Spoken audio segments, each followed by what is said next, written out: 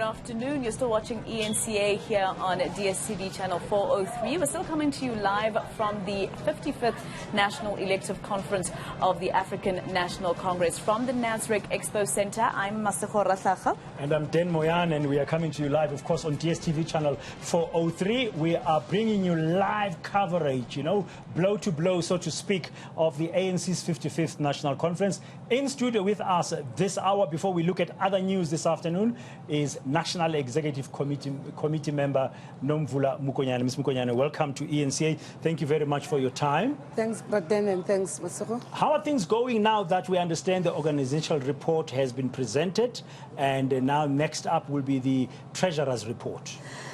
Well, we are back on track. The organizational report has been presented. It is as yet to be discussed. There's going to be a presentation on constitutional amendments, and then get the financial report and the report of the Integrity Commission. Then we will come through Comrade Senzo and present before conference the credentials of this conference.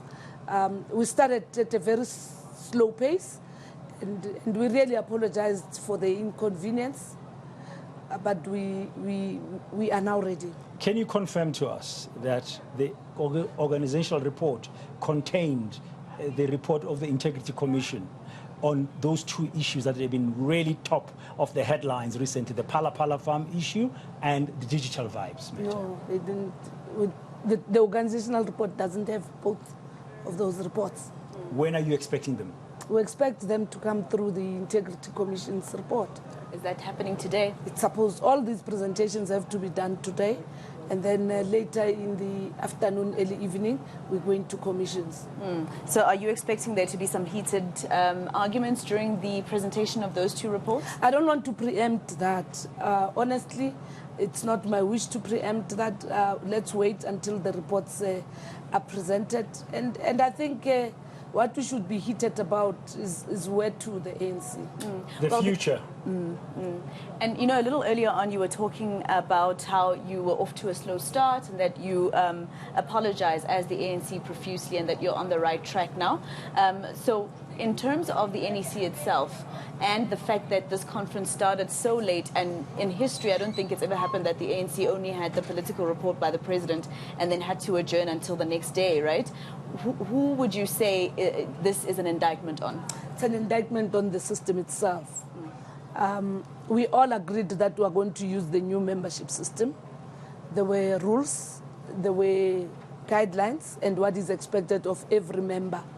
And amongst that is expected on every member was that you should ensure that you are a member in good standing, that your profile in the ANC membership system is up to date, including your photo, so that then once we know that Masego is a delegate, we just automatically download your picture and all those things. That has not happened.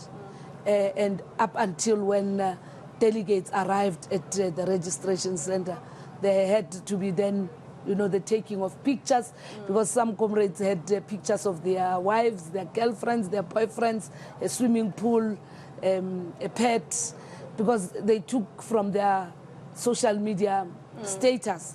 And I think it is something that we definitely have to look at. We also have other provinces. Remember, we going to all these provincial conferences, we're pushing that we must use the new membership system. The Eastern Cape never used the membership system going to their conference. So with the big delegation of the Eastern Cape, there was no consolidated information in the portal of the Eastern Cape. KZN didn't use the membership system, the new system. That was also a problem. It was easy to work with the Northwest.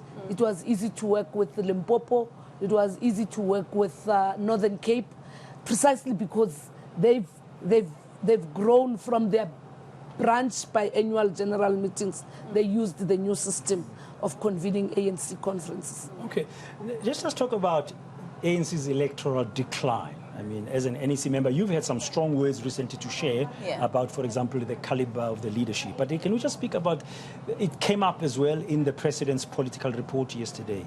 What are your thoughts? I mean, how do you feel the fact that election after election, whether local government or national election, the ANC has been on decline? Three things. With all the challenges that affect the electorate in the country, a united and focused African National Congress has the ability to explain, to own up, and provide hope. The unfortunate thing at the current juncture is that we have been highly torn apart to an extent that there were many messages going to the electorate. Secondly, that we were not even able to provide explanations on some of the things that affected the electorate. A simple thing. I'm sure you followed the president's campaign trail when he was in Ekurhuleni, and everybody thought, well, it's in the pocket. And 2 days before elections, then there was a total, load shedding in Ekurhuleni.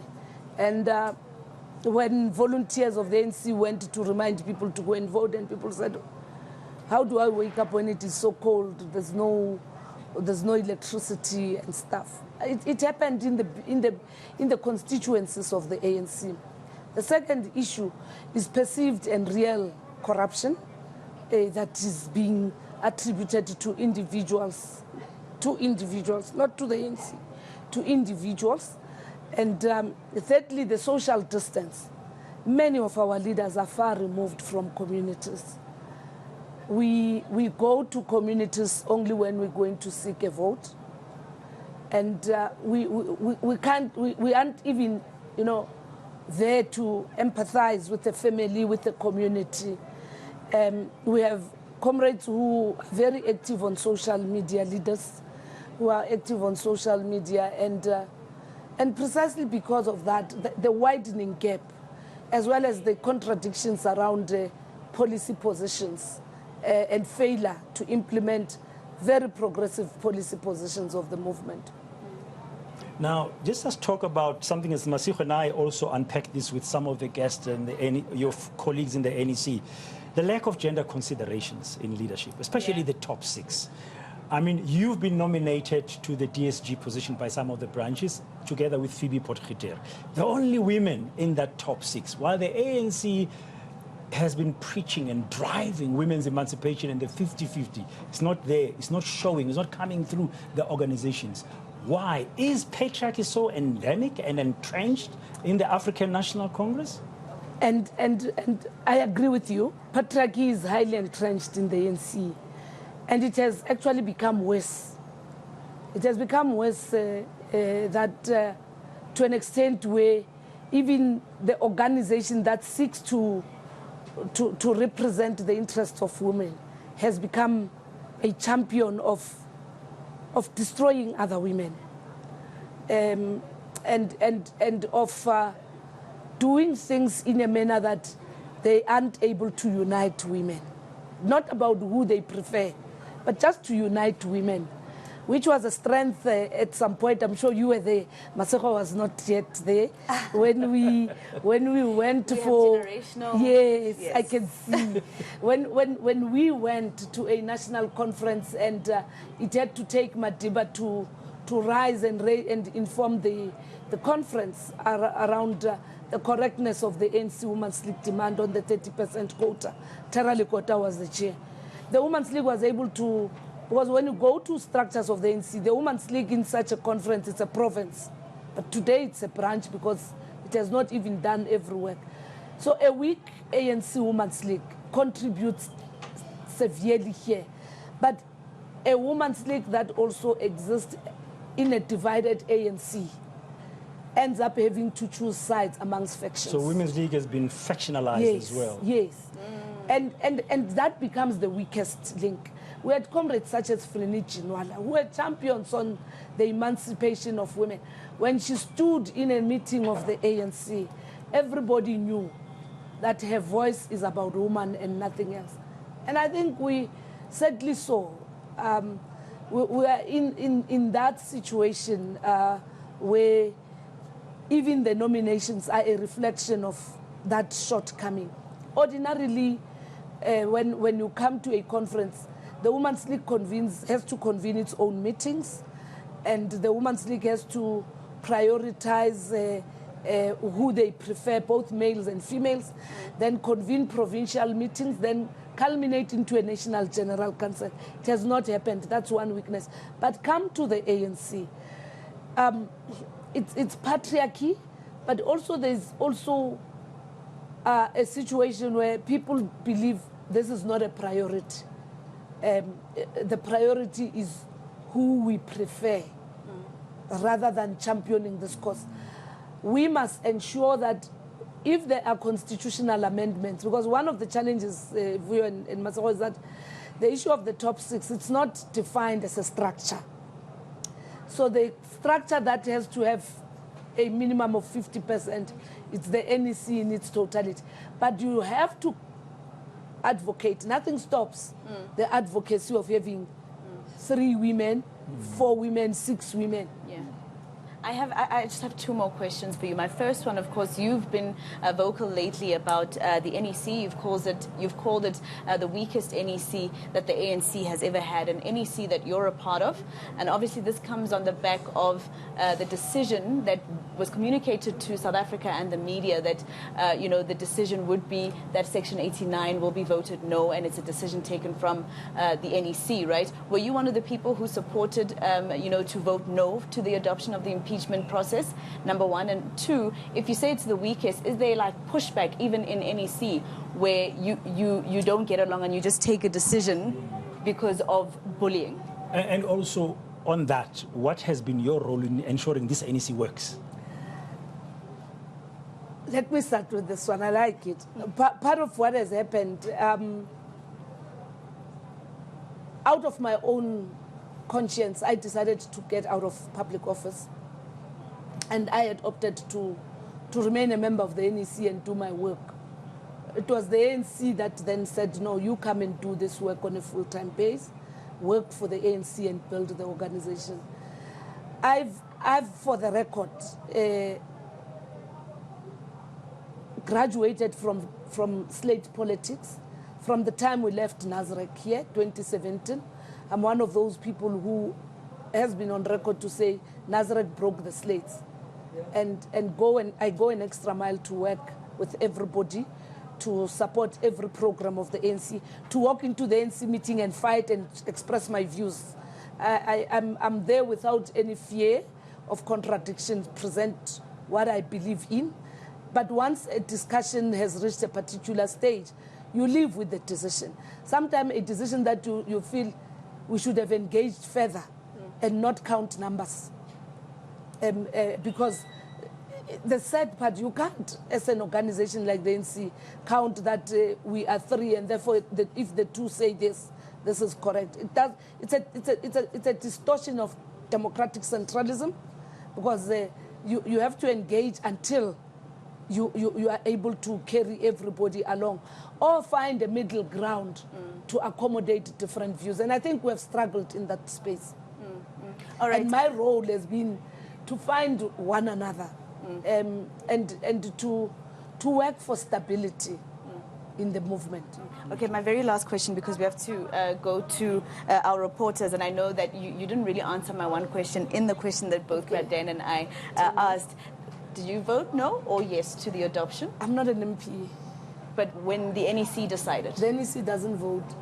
Did you when the NEC decided in that meeting, what did you say? No, I presented my views. Okay. You don't want to present them now. Which were what? No, I don't discuss that, because I've had the discussion in the NEC. I think that's also organizational ill discipline. Okay. That once you are in a meeting, then you come back and you say, I said this. So, okay, so then you would agree with those who say people like your Supra Mahuma Pelo were supposed to not discuss it in public and maybe just leave it at expressing it in the meetings. Yes. Yes. All of them. All right. My All of last them. question very quickly. Yesterday there was heckling of the current president of the ANC. And of course, you know, in a lot of stories that have been written and how you've been perceived as an ally of the former president, Jacob Zuma. He walked in just 5 minutes after the current president was presenting his political report. A lot of people say that was disrespectful and that he wasn't supposed to do that. Where do you stand with that? Yeah, especially looking at unity and how much the ANC. I don't mince my words, and I know that I've been a victim for standing for organizational discipline. Once a meeting starts, and understanding that you are in this environment, there must be respect of the proceedings, irrespective. And secondly, I think every sitting president deserves respect. And thirdly, call me an ally. I'm an ally of any president. I have different relationships with Comrade TM. I had different relationship with Comrade Matiba. I have a different relationship with Comrade Zuma. So do I have a different relationship with everyone. I hold no personal grudge. They know what I think of them, and I speak my mind, and that is it.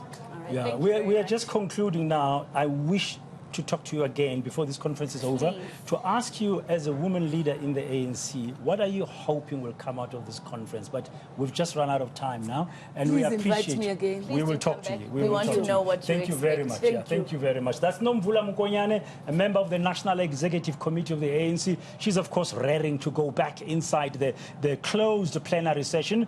They have already dealt with the organizational report presented, not yet discussed and debated, and there's going to be a financial report plus others, including the credentials later on by her fellow NEC member, Senzo Mkhunu.